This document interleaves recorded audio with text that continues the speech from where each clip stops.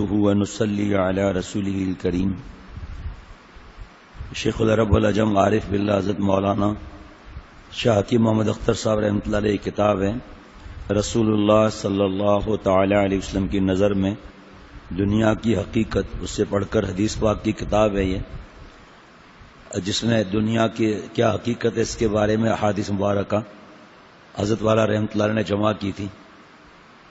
شروع میں لکھا ہوا ہے، یوں تو دنیا دیکھنے میں کس قدر خوش رنگ تھی، یوں تو دنیا دیکھنے میں کس قدر خوش رنگ تھی، قبر میں جاتے ہی دنیا کی حقیقت کھل گئی. کل عصر میں ہمارے دوست کی طبیعت ناساز ہو گئی تو میں نے کہا آپ گھر چلے جائیں، عید بھی ہو سکتی ہے، جا کے علاج کرائیں. یہاں تک گئے اور واپس آ گئے. کہ والد صاحب کی اچانک طبیعت ناساز ہو گئی یا ہارٹ اٹیک ہو گیا ہے تو میں اب ہاسپٹل بھاگ رہا ہوں. پھر اس کے بعد سے طبیعت ناساز، طبیعت صحیح، طبیعت ناساز، اینجیو پلاسٹی بھی ہو گئی اور ابھی 3:30-4 بجے انتقال بھی ہو گیا. تو اس وقت جب میں آیا فجر میں نے دوستوں کو بتایا، میں نے کہا دیکھیں ہمیں گناہوں کی مستیاں چڑھتی ہیں اور ہم سب پیسوں کو ہر چیز سمجھتے ہیں. اب آپ بتاؤ کہ ہم لوگ یہاں بیٹھے ہوئے ہیں اور وہاں ان کے گھر میں سب رو رہے ہیں. اور بھی کتنے واقعات ہیں کتنے جاننے والوں کے.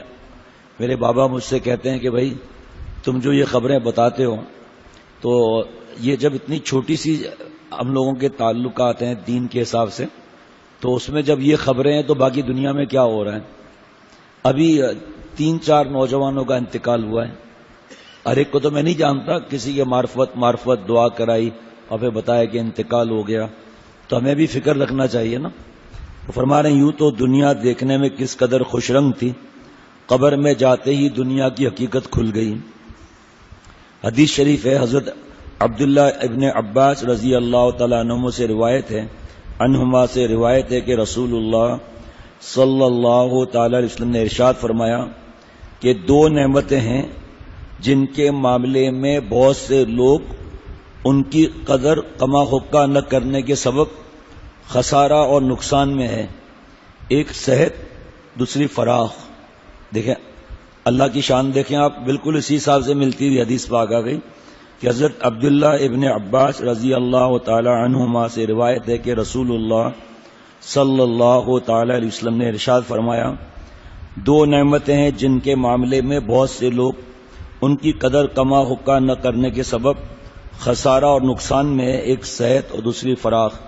اور آپ نے رمضان شریف میں کئی بار یہ حدیث پاک سنی کہ حضرت جبریل علیہ السلام آئے بد دعا لے کر کے ہلاک وہ شخص کہ حضور صلی اللہ علیہ وسلم کا ذکر مبارک آیا، درود شریف نہ پڑھ. حضور صلی اللہ علیہ وسلم فرمائے آمین. تو ابھی حضور صلی اللہ علیہ وسلم کا نام مبارک آیا، جس نے نہ پڑھا ہو درود شریف پڑھ لے، کیونکہ اس پر ہلاکت کی بد دعا آ رہی ہے. ایک بار پڑھنا تو واجب ہے، ہلاکت کے بد دعا کے علاوہ یہ بھی ہے. اور ہمارے حضرت کی آپ اسی کتاب کو دیکھ لیں آپ اور حضرت کا واعظ سن لیں، زیادہ تر جتنی بار حضور صلی اللہ علیہ وسلم کا نام مبارک آیا ایک بار پڑھ لیں واجب ادا ہو جائے گا. لیکن ہمارے حضرت والا رحمۃ اللہ علیہ کا زیادہ تر آپ دیکھیں گے درود شریف پڑھتے رہیں گے.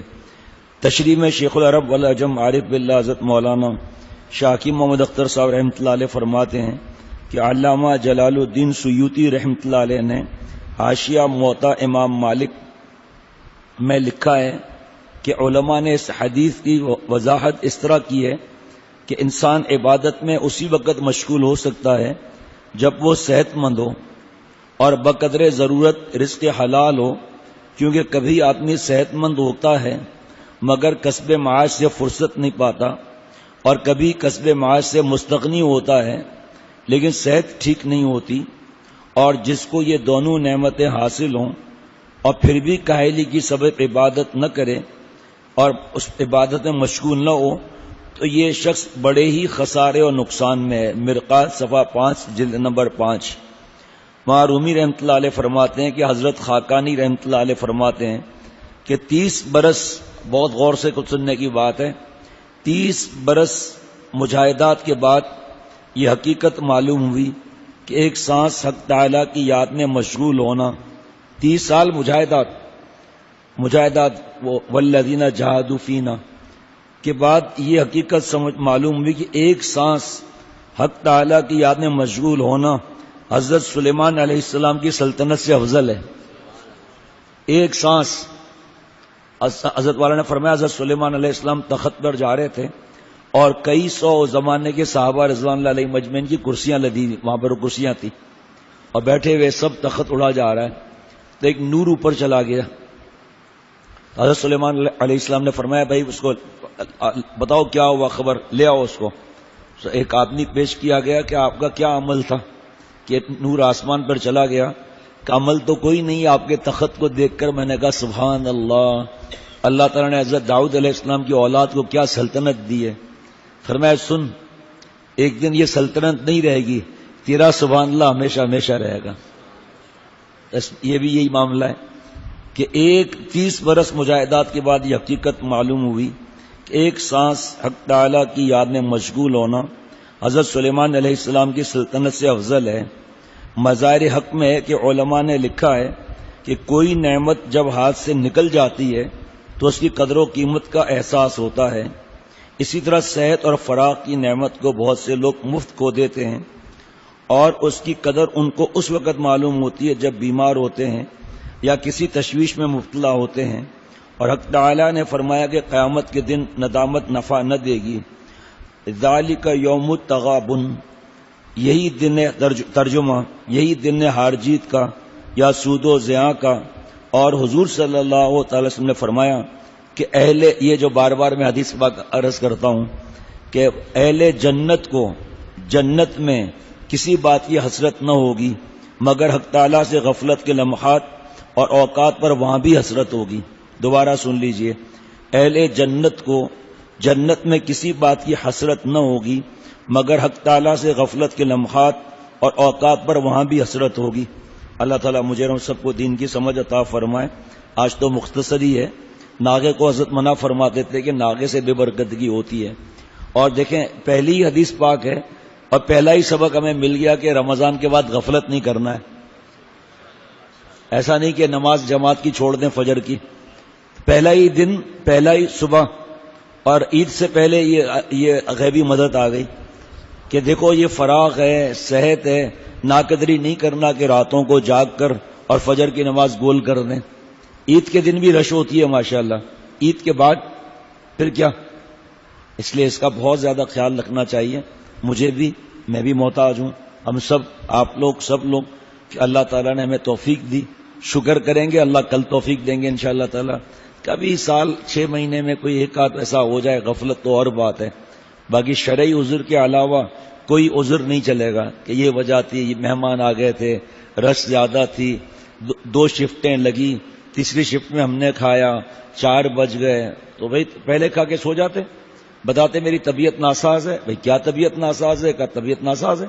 روحانی طبیعت تو میری سب کی ناساز ہی ہے. اپنا جلدی سو جاؤ اگر ہمت نہیں ہے تو. اگر ہمت ہے تو ٹھیک ہے، خدمت کروں.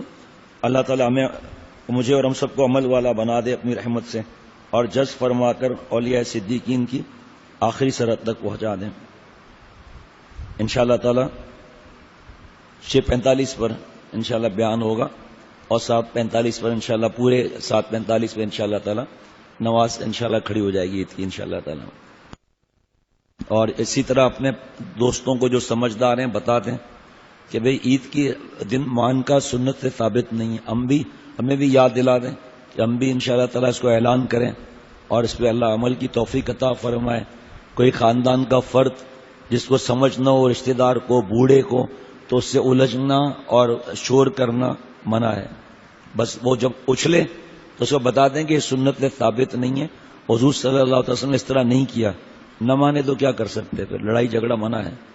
السلام علیکم ورحمۃ اللہ وبرکاتہ.